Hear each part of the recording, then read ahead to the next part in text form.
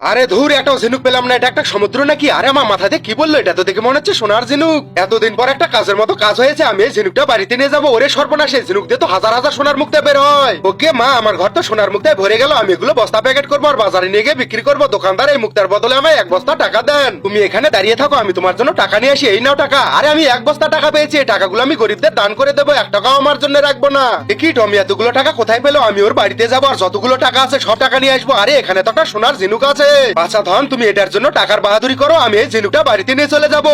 আরে আমার ঝিনুক কোথায় গেল? এখানে তো ছিল। আমার ঝিনুক চুরি হয়ে গেছে।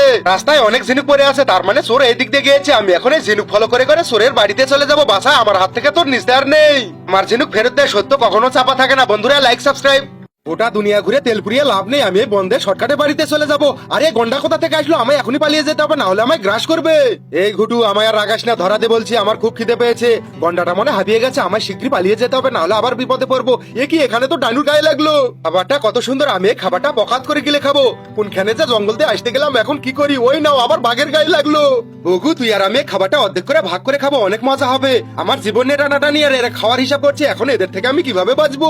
এবার বুদ্ধি কাটিয়ে গাড়িটা বিপরীত মুখে ঘুরাতে হবে, ওরা যেন আমায় ধরতে না পায়। আমায় তাড়াতাড়ি পালিয়ে যেতে হবে। কি, আমায় তো সবাই ঘিরে ধরলো। আমরা তোকে চারিদিকে ঘিরে ফেলেছি, আর পালাতে পারবি না। মানে আমি কি করবো? আমায় বিচলিত হলে চলবে না, আমায় পাওয়ারফুল ভাবে গাড়ি চালাতে হবে।